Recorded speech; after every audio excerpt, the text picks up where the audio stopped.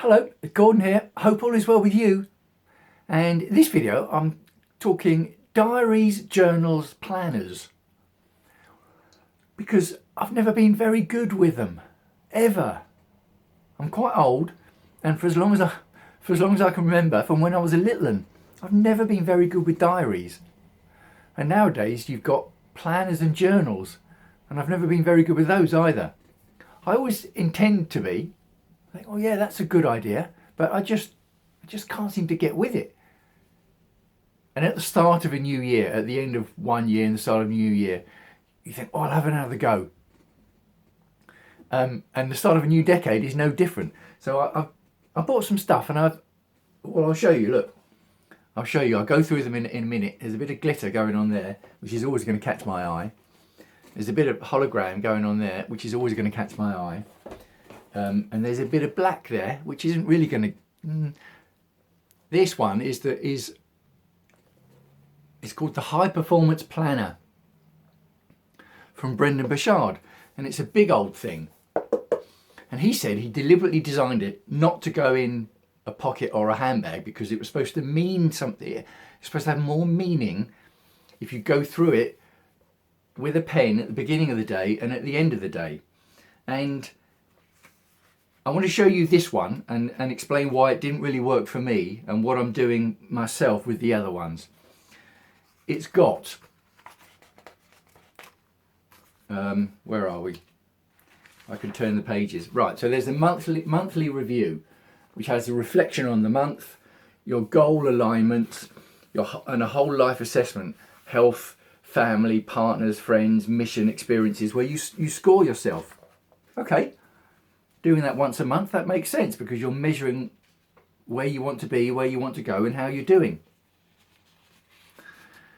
There's also then,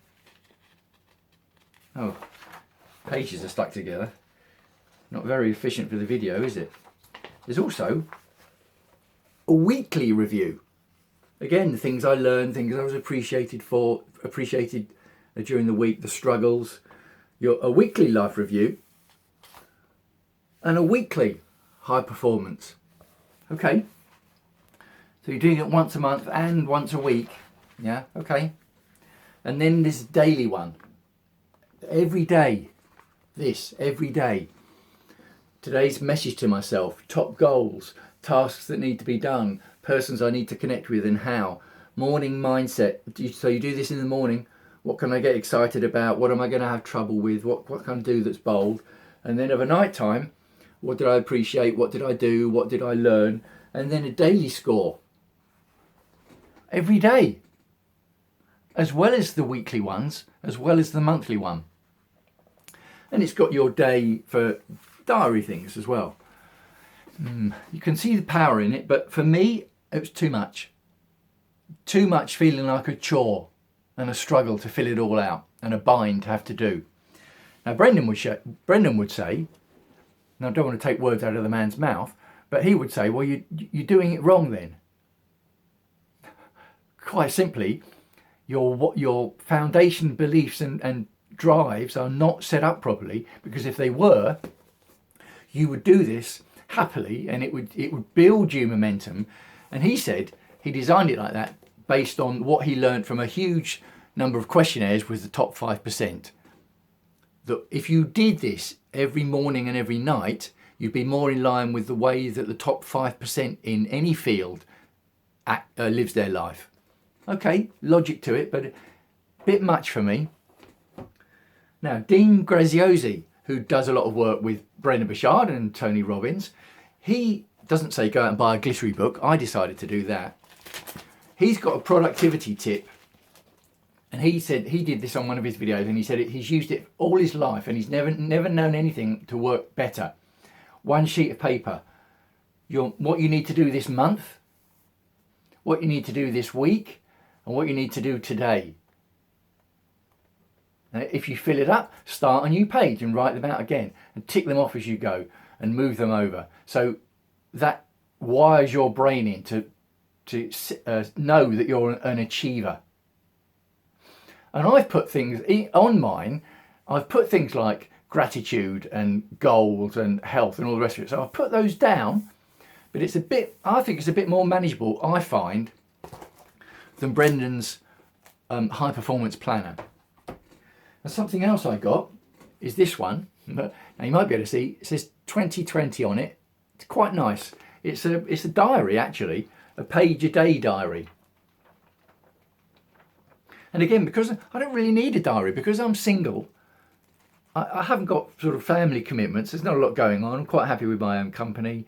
So I can put things in there, but because I like the sort of paperback feel to this. So when it comes to increasing your reading, or what good book are you reading this year? Well, actually, I can write a book. So I can do some journaling in there, and I can do some tasks for the day. But it doesn't have to be every day. So it's not a chore, and it's not a bind to do.